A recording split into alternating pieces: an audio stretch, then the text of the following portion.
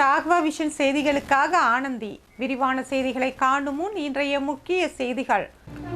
உமாசங்கர் கொலை வழக்கு 8 பேர் கைது. உமாசங்கர் கொலையில் தன் மீது களங்கம் சுமத்தினால் சட்ட ரீதியாக நடவடிக்கை. அமைச்சர் சாய்ஜே சரவணன்குமார் எச்சரிக்கை. புதுச்சேரியில் வசிக்கும் பெண் உட்பட 2 பாகிஸ்தானியர்கள் உடனே வெளியேற உத்தரவு. போலீசார் விசாரணை. அபிஷேகப்பாக்கம் ஏரியில் மரங்களுக்கு தீ வைத்த மர்ம நபர்கள், நடவடிக்கை எடுக்க பொதுமக்கள் கோரிக்கை. இனி விரிவான செய்திகள். உமாசங்கர் கொலை வழக்கில் 8 பேரை போலீசார் கைது செய்துள்ளனர். தலைமறைவாக உள்ள கர்ணா உள்ளிட்ட 3 பேரை தேடி வருகின்றனர். புதுவை சாமிப்பிள்ளை தோட்டம் பகுதியைச் சேர்ந்தவர் உமாசங்கர்.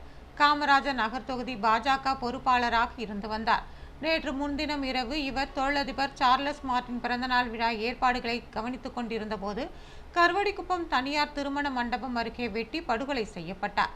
இது குறித்து போலீசார் வழக்கு பதிவு செய்து விசாரணை நடத்தி வந்தனர். இந்நிலையில் புதுவையில் பிரபல ரவுடி கர்ணா மற்றும் அவரது கூட்டாளிகளால் அவர் கொலை செய்யப்பட்டது தெரிய வந்துள்ளது. இந்த கொலை தொடர்பாக செல்வாய் என்கிற செல்வகணபதி, கோபால் என்கிற கோபாலகிருஷ்ணன், பாஞ்சு பாலாஜி, அருண் அரவிந்த், வெற்றி விசு என்கிற விஸ்வநாதன், கார்த்திக் ஆகிய 8 பேரை போலீசார் கைது செய்துள்ளனர். முக்கிய குற்றவாளியான கர்ணா மற்றும் சஞ்சய் உள்ளிட்ட 3 பேரை போலீசார் தேடி வருகின்றனர். கொலை செய்யப்பட்ட உமாசங்கர் புதியதாக மதுக்கடை ஒன்றை திறக்கும் போது குற்றவாளிகள் அதற்கு எதிர்ப்பு தெரிவித்துள்ளனர். ஆனால் அதனை மீறி அவர் மதுக்கடையை திறந்துள்ளார். மேலும் கோவில் சம்பந்தமான தகராறும் கர்ணாவிற்கும் உமாசங்கருக்கும் இடையில் ஏற்பட்டுள்ளது. அது மட்டுமன்றி நிலத்தகராறும் ஏற்பட்டுள்ளது. இதனால் கர்ணா தரப்பினர் அவரை கொலை செய்ய திட்டமிட்டு கடந்த 5.5 மாதமாக கண்காணித்து வந்துள்ளனர். 2 முறை கொலை முயற்சியும் நடைபெற்றுள்ளது. ஆனால் அதிலிருந்து உமாசங்கர் தப்பித்துள்ளார். இதனிடையே கருவடிக்குப்பம் பகுதியில் உள்ள உமாசங்கருக்கு சொந்தமான பாரில் கர்ணாவின் கூட்டாளிகள் மாமூல் கேட்டு மிரட்டியுள்ளனர். அதற்கு அவர் கொடுக்க மறுத்துவிட்டதாக கூறப்படுகிறது. மேலும் தரக்குறைவாகவும் திமிராகவும் பேசியதாகவும் கூறப்படுகிறது. எனவே இனியும் விட்டு வைக்க கூடாது என்று நினைத்த அவர்கள் உமாசங்கரை வெட்டி படுகொலை செய்துள்ளனர். அவர்களை கைது செய்த போலீசார் அவர்களிடமிருந்து 4 கத்தி மற்றும் 2 சக்கர வாகனத்தை பறிமுதல் செய்துள்ளனர். உமாசங்கர் கொலையில் தன் மீது குற்றம் சுமத்தினால் சட்டப்படி கடும் நடவடிக்கை எடுக்கப்படும் என்று அமைச்சர் சாய்ஜே சரவணன்குமார் தெரிவித்துள்ளார். புதுவை பாரதிய ஜனதா பிரமுகர் உமாசங்கர் நேற்று முன்தினம் வெட்டி படுகொலை செய்யப்பட்டார். இந்த சம்பவத்தில் சாமிப்பிள்ளை தோட்டம் பகுதியைச் சேர்ந்த கருணா உட்பட நபர்களுக்கு தொடர்பு இருப்பது போலீசார் விசாரணையில் தெரிய வந்துள்ளது. வெளியூர் தப்பிச் சென்ற கருணாவை பிடிக்க லாஸ்பேட்டை போலீசார் தனிப்படை அமைத்து தேடி வருகின்றனர். இந்நிலையில் உமாசங்கர் தந்தை காசிலிங்கம் தனது மகன் கொலைக்கு அமைச்சர் சாய்ஜே சரவணன்குமார் மற்றும் அவரது குடும்பத்தினர் காரணம் என்று குற்றம் சாட்டி வந்தார். இதற்கு பதிலடி கொடுக்கும் வகையில் அமைச்சர் சாய்ஜே சரவணன்குமார் வீடியோ பதிவு ஒன்றை வெளியிட்டிருந்தார். அதில் உமாசங்கர் கொலை செய்யப்பட்டது குறித்து செய்தித்தாள்களுக்கு வந்ததை வைத்து தான் தெரிந்து கொண்டதாகவும், கொலை செய்யப்பட்ட உமாசங்கர் மீது 15க்கும் மேற்பட்ட வழக்குகள் உள்ளதாகவும், குயில்தோப்பு இடப்பிரச்சனை சம்பந்தமாக அவருக்கு எதிர்ப்பு இருந்து வந்ததாகவும், கடந்த 1 வாரத்திற்கு முன்னர் அவரை கொலை செய்ய ஒரு கும்பல் திட்டமிட்டு அவரை பின்தொடர்ந்தது தெரிய வந்ததாகவும் தெரிவித்துள்ளார். இதற்கிடையில் தன்னுடைய தங்கை சட்டப்படி வாங்கிய இடத்தில் அவரது தந்தை பிரச்சனை செய்ததாகவும், மாவட்ட ஆட்சியர் மூலம் அந்த இடத்தை அளவீடு செய்து பிரச்சனையை முடித்து கொண்டதாகவும் தெரிவித்துள்ளார். அவருக்கும் தங்களுக்கும் எந்தவிதமான பிரச்சனையும் இல்லை. இந்த கொலை சம்பவத்தில் தன்னையும் தனது குடும்பத்தினரையும் திட்டமிட்டு தொடர்பு படுத்தி வருவதாகவும், இந்த வழக்கை சிபிஐ கூட விசாரிக்கட்டும், தங்களது நற்பெயருக்கு களங்கம் விளைவிப்பவர்கள் மீது சட்டப்படி நடவடிக்கை மேற்கொள்ளப்படும் என்றும் அவர் அந்த வீடியோ பதிவில் குறிப்பிட்டுள்ளார். அமைச்சரின் இந்த வீடியோ பதிவு சமூக வலைதளங்களில் பரவி பரபரப்பை ஏற்படுத்தியுள்ளது. தேவையில்லாம அரசியல் காழ்ப்புணர்ச்சி காரணமா என் பேரை இந்த மாதிரி தவறாக பயன்படுத்துறாங்க. கண்டிப்பா அவங்க மேல சட்டப்படியான நடவடிக்கை எடுப்போம். அது மட்டும் இல்லை, கவர்னர்கிட்டையும் முதலமைச்சர்கிட்டையும் அதில் டிஜிபிட்டையும் நான் புகார் அளிக்கிறேன். தேவைப்பட்ட நீங்கள் சிபிஐ போலீஸை கூட வச்சு விசாரிங்க. புதுச்சேரியில் வசிக்கும் பெண் உள்ளிட்ட 2 பாகிஸ்தானியர்களை உடனடியாக வெளியேற உத்தரவிடப்பட்டுள்ளது. காஷ்மீர் மாநிலம் பஹல்காமில் தீவிரவாதிகள் நடத்திய தாக்குதல் 26 சுற்றுலா பயணிகள் உயிரிழந்தனர். இந்த சம்பவத்திற்கு பதிலடியாக பாகிஸ்தானுக்கு எதிரான நடவடிக்கைகளை இந்தியா எடுத்துள்ளது. பல்வேறு விசாக்களில் இந்தியா வந்த பாகிஸ்தானியர் வெளியேற காலக்கெடு நிர்ணயித்துள்ளது. சார்க் விசாவில் வந்தவர்கள் ஏப்ரல் 26ஆம் தேதிக்குள்ளும், இதர விசாக்களில் வந்தவர்கள் 27ஆம் தேதிக்குள்ளும், மருத்துவ விசாவில் வந்தவர்கள் 29ஆம் தேதிக்குள்ளும் வெளியேற கெடு விதிக்கப்பட்டுள்ளது. இந்நிலையில் புதுச்சேரி மாநிலத்தில் 2 பாகிஸ்தானியர்கள் தங்கி வசித்து வந்தது தெரிய வந்தது. புதுச்சேரி லாஸ்பேட்டை பகுதியை சேர்ந்த அனிப் கான், இவருக்கும் பாகிஸ்தானை சேர்ந்த உறவினரான பஷியா பானு என்பவருக்கும் கடந்த 2013ஆம் ஆண்டு திருமணம் நடைபெற்றது. திருமணத்திற்கு பின் பஷியா பானு புதுச்சேரியில் கணவருடன் வசித்து வந்தார். இதேபோல புதுச்சேரி பிராந்தியமான மாகிக்கு பாகிஸ்தானை சேர்ந்த பஷீர் என்பவர் 2016ஆம் ஆண்டு மருத்துவ சிகிச்சைக்கான விசாவில் வந்தார். அதன் பின் அவர் மாகியில் தங்கிவிட்டார். இந்நிலையில் பஷியா பானு, பஷீர் ஆகியோர் இந்தியாவில் இருந்து வெளியேற புதுச்சேரி வெளிநாட்டினர் பதிவு அலுவலக அதிகாரிகள் உத்தரவிட்டுள்ளனர். இது தொடர்பாக அவர்களுக்கு நோட்டீஸ் வழங்கப்பட்டுள்ளது. மேலும் இவர்களின் விசா ஏற்கனவே காலாவதியானதும் தெரிய வந்துள்ளது. இது தொடர்பாக லாஸ்பேட்டை மற்றும் மாகி போலீசார் தனித்தனியாக வழக்கு பதிவு செய்து விசாரணை நடத்தி வருகின்றனர். அபிஷேகப்பாக்கம் ஏரியில் தீ வைத்தவர் மர்ம நபர்களை போலீசார் தேடி வருகின்றனர். புதுச்சேரி தவளக்குப்பம் அருகே உள்ள அபிஷேகப்பாக்கத்தில் ஏரிக்கரை உள்ளது. மீன்கள் நிறைந்த நீர்நிலை மற்றும் நிலப்பரப்பு என சுமார் 150 ஏக்கர் இது பரப்பளவு கொண்டது.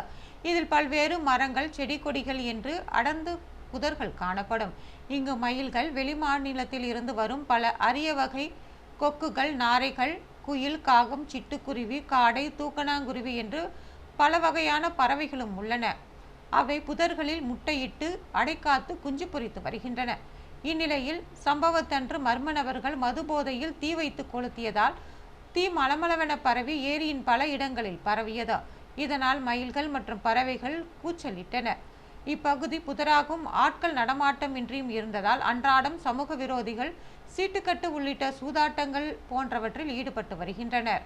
புதுச்சேரி அரசு, காவல்துறை மற்றும் வனத்துறையினர் இது குறித்து தகுந்த நடவடிக்கை எடுக்க வேண்டும் என்று அப்பகுதி மக்கள் கோரிக்கை விடுத்துள்ளனர்.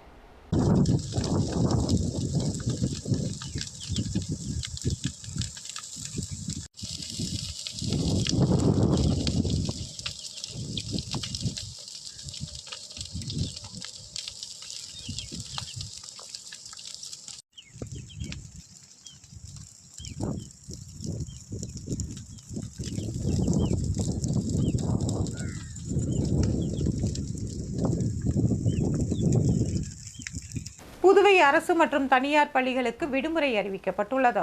புதுவை அரசு பள்ளிகள் அனைத்தும் சிபிஎஸ்இ பாடத்திட்டத்திற்கு மாறியுள்ளது. இதனால் கல்வியாண்டு மாறியுள்ளது. சிபிஎஸ்இ பள்ளிகளுக்கு ஏப்ரல் மாதம் முதல் மார்ச் மாதம் வரை கல்வியாண்டு கணக்கிடப்படுகிறது. ஏப்ரல் மாதம் கல்வியாண்டு தொடங்கியதும் அடுத்து வரும் மே மாதம் விடுமுறை விடப்படுகிறது. இதன்படி வருகின்ற 30ஆம் தேதி முடிவடைந்து சிபிஎஸ்இ பள்ளிகளுக்கு ஒரு மாதம் விடுமுறை விடப்படும். ஆனால் கோடை வெயில் தாக்கம் அதிகரித்துள்ள சூழ்நிலையில் புதுவையில் உள்ள பள்ளிகளுக்கு முன்கூட்டியே விடுமுறை விட வேண்டும் என அரசியல் கட்சிகள், பொதுமக்கள் கோரிக்கை விடுத்து வந்தனர். இது தொடர்பாக முதலமைச்சர் ரங்கசாமியுடன் கலந்து ஆலோசித்த பின்னர் அமைச்சர் நமச்சிவாயம் 3 நாட்களுக்கு முன்கூட்டியே புதுவையில் 4 பிராந்தியங்களில் உள்ள அனைத்து அரசு பள்ளிகளுக்கும் விடுமுறை அளித்து உத்தரவிட்டுள்ளார்.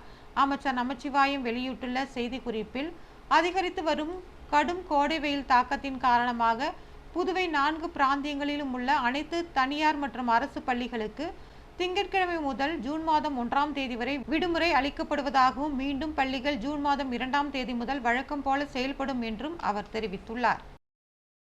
தொண்டமாநத்தம் பகுதியில் அம்பேத்கர் சிலையை புனரமைக்கும் பணியை அமைச்சர் சாய் ஜே சரவணன்குமார் தொடங்கி வைத்தார். புதுவை ஊசுடு சட்டமன்ற தொகுதிக்குட்பட்ட தொண்டமாநத்தம்பேட் பகுதியில் புதிய அம்பேத்கர் வெண்கல சிலையுடன் புனரமைக்கும் பணிக்கான பூமி பூஜை நடைபெற்றது. ஆதி திராவிடர் மற்றும் பழங்குடியினர் நலத்துறை சார்பில் 39 லட்சம் ரூபாய் மதிப்பீட்டில் நிதி ஒதுக்கீடு செய்யப்பட்டு இதற்கான பூமி பூஜை நடைபெற்றது. அமைச்சர் சாய் ஜே சரவணன்குமார் பூமி பூஜை செய்து பணிகளை துவக்கி வைத்தார். நிகழ்ச்சியில் ஆதி திராவிடர் மற்றும் பழங்குடியினர் நலத்துறை இயக்குநர் சாய் இளங்கோவன் உள்பட பலர் கலந்து கொண்டனர். புதிய அம்பேத்கர் வெண்கல சிலை அமைப்பதுடன் அதனை சுற்றி படிக்கட்டு அமைத்தல், சிறிய பூங்கா அமைத்தல், சிலைக்கு குடை உட்பட சுற்றி தரைப்பகுதிகளில் கிரானைட் கற்கள் அமைத்த போன்ற பணிகள் நடைபெற உள்ளது. 3 மாத கால இடைவெளியில் இந்த பணிகள் முடிவடைய உள்ளது. இந்நிகழ்ச்சியில் ஊசுடு தொகுதி பாரதிய ஜனதா ஒருங்கிணைப்பாளர் தியாகராஜன், தொகுதி தலைவர் முத்தாலு முரளி உட்பட பலர் கலந்து கொண்டனர்.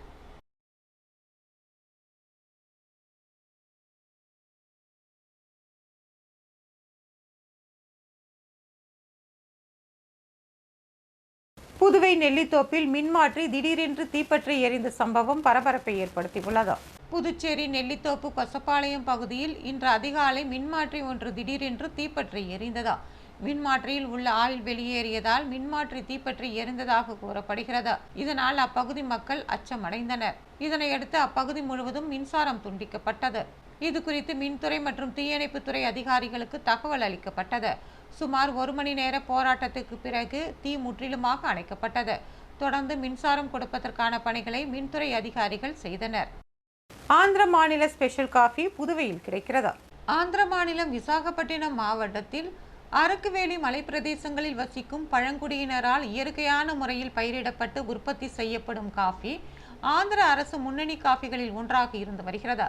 பழங்குடியினரால் விற்பனை செய்யப்படும் ஒரே வகையான காஃபி விதைகளை ஆந்திர அரசுக்கு சொந்தமான கிரிஜன் கூட்டுறவு நிறுவனம் கொள்முதல் செய்து பெங்களூருவில் உள்ள தனியார் நிறுவனம் மூலம் விற்பனைக்கு ஏற்ற வகையில் உருமாற்றம் செய்து விற்பனைக்கு அனுப்புகிறது. இந்த வகையான காஃபி குறைந்த அளவிலேயே விற்பனை செய்யப்படும் காரணத்தால் இந்தியா காஃபி சந்தைகளில் பெருமளவு இது விற்பனைக்கு வரவில்லை என்றே கூறப்படுகிறது.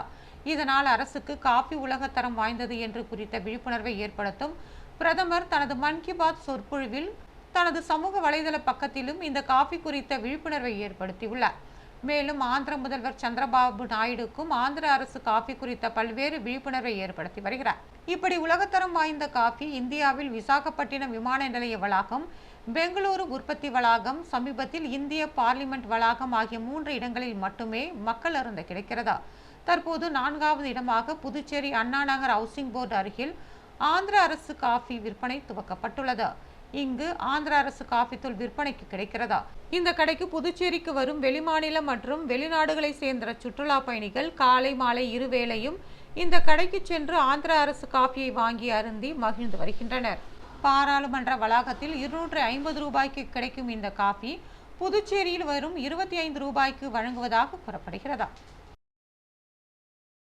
திருவண்டார்கோவில் பகுதியில் ஏரியை தூர்வாரும் பணியை சட்டமன்ற உறுப்பினர் அங்காளன் தொடங்கி வைத்தார். புதுவை திருபுவனி சட்டமன்ற தொகுதிக்குட்பட்ட திருவண்டார்கோவில் கிராம பஞ்சாயத்தில் மகாத்மா காந்தி தேசிய ஊரக வேலை உறுதி திட்டத்தின் மூலம் திருவண்டார்கோவில் ஏரியின் தென்மேற்கு பகுதியை தூர்வாரும் பணிக்காக 39,56,000 ரூபாய் மதிப்பீட்டிலும் சன்னியாசிக்குப்பம் கிராம பஞ்சாயத்தில் உள்ள அரசு மரத்துக்குளம் மற்றும் ஐயனார் குளத்தை தூர்வாறுதல் பணிக்காக 15,41,700 ரூபாய் மதிப்பீட்டிலும் பூமி பூஜை நடைபெற்றதா. தொகுதி சட்டமன்ற உறுப்பினர் அங்காளன் கலந்து கொண்டு பூமி பூஜை செய்து பணிகளை துவக்கி வைத்தார். நிகழ்ச்சியில் மாவட்ட ஊரக வளர்ச்சி முதன்மை திட்ட இயக்குனர் இஷிதா ரதி, செயற்பொறியாளர் ஸ்ரீனிவாசன், வில்லியனூர் வட்டார வளர்ச்சி அதிகாரி தயானந்த் டெண்டுல்கர் உள்ளிட்ட பலர் கலந்து கொண்டனர்.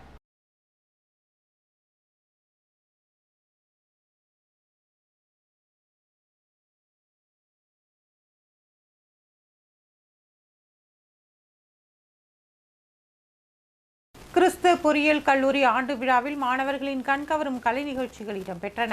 புதுச்சேரி மூலக்குளத்தில் இயங்கி வரும் கிறிஸ்து பொறியியல் மற்றும் தொழில்நுட்ப கல்லூரியின் 19வது ஆண்டு விழா சாம்பால் கல்வி அறக்கட்டளை குழுமத்தின் மேலாண் இயக்குனர் சாம்பால் தலைமையில் கொண்டாடப்பட்டது. சாம்பால் சிறப்பு விருந்தினராக கலந்து கொண்டு ஆண்டு இதழினை வெளியிட்டார். விழாவில் தலைமை விருந்தினரும் புகழ்பெற்ற இசையமைப்பாளர், நடிகர், பாடகர் மற்றும் தயாரிப்பாளருமான ஜி.வி. பிரகாஷ், பலகுரல் கலைஞர் KPY சதீஷ் மற்றும் பின்னணி பாடகி ஸ்ரீ நிஷா ஆகியோர் பெற்றுக்கொண்டனர். கல்லூரி முதல்வர் சிவகுமார் வரவேற்புரையாற்றினார். விழா உரையில் சிறப்பம்சமாக மாணவர்களை பொறுப்புள்ள குடிமக்களாக மாற்றுவதற்கான நெறிமுறை விழுமியங்களை மாணவர்களுக்கு புகுத்துவதை கல்லூரி நிர்வாகம் தொடர்ந்து செய்து வருவதாக முனைவர் சாம்பால் தெரிவித்தார். விழாவில் 2024-25 கல்வியாண்டில் சிறப்பாக பயின்று பல்கலைக்கழக அளவிலும் கல்லூரி அளவிலும் 3 இடங்களை பிடித்த மாணவ மாணவியருக்கும் சிறப்பாக பணிபுரிந்து அதிகப்படியான தேர்ச்சி விழுக்காட்டினை அளித்த பேராசிரியர்களுக்கும் பரிசுகளும் சான்றிதழ்களும் வழங்கப்பட்டன. மேலும் விளையாட்டுப் போட்டியில் வெற்றி பெற்ற மாணவர்களுக்கு கோப்பைகள் வழங்கப்பட்டது. விழாவில் மாணவ மாணவியரின் கண்கவரும் கலை நிகழ்ச்சிகள் இடம்பெற்றன.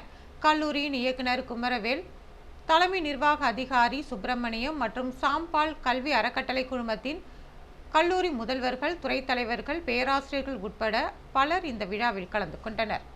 புதுவை காமராஜர் சாலையில் நாளை மின்தடை ஏற்படும் என்று மின்துறை அறிவித்துள்ளது. புதுவை வெங்கட்டா நகர் துணை மின் நிலையத்தில் நாளை பராமரிப்பு பணிகள் நடைபெறுகிறது.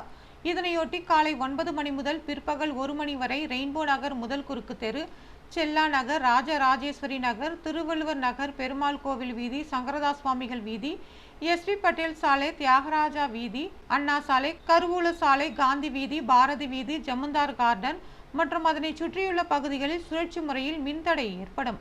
இதேபோல கோவிந்த சாலை, குமரகுரு பள்ளம், காமராஜர் நகரின் ஒரு பகுதி, ஈஸ்வரன் கோவில் வீதி, முத்துமாரியம்மன் கோவில் வீதி, அரவிந்தர் வீதி, பாரதி வீதி, நேரு வீதி, வைஷால் வீதி, காமாட்சியம்மன் கோவில் வீதி, நெல்லுமண்டி, வைட்டவுன் ஆகிய பகுதிகளிலும் மின்தடை ஏற்படும் என்று மின்துறை தெரிவித்துள்ளது. புதுவையில் இன்றைய தங்கம் மற்றும் வெள்ளி விலை விவரம். தங்கம் 1 கிராம் 8,940 ரூபாய். தங்கம் 1 பவுன் 71,520 ரூபாய். வெள்ளி 10 கிராம் 1,080 ரூபாய். மீண்டும் இன்றைய முக்கிய செய்திகள். உமாசங்கர் கொலை வழக்கு 8 பேர் கைது. உமாசங்கர் கொலையில் தன் மீது களங்கம் சுமத்தினால் சட்ட ரீதியாக நடவடிக்கை, அமைச்சர் சாய் ஜே சரவணகுமார் எச்சரிக்கை. புதுச்சேரியில் வசிக்கும் பெண் உட்பட 2 பாகிஸ்தானியர்கள் உடனே வெளியேற உத்தரவு, போலீசார் விசாரணை. அபிஷேகப்பாக்கம் ஏரியில் மரங்களுக்கு தீ வைத்த மர்ம நபர்கள், நடவடிக்கை எடுக்க பொதுமக்கள் கோரிக்கை. இத்துடன் செய்திகள் நிறைவு பெறுகிறது. வணக்கம்.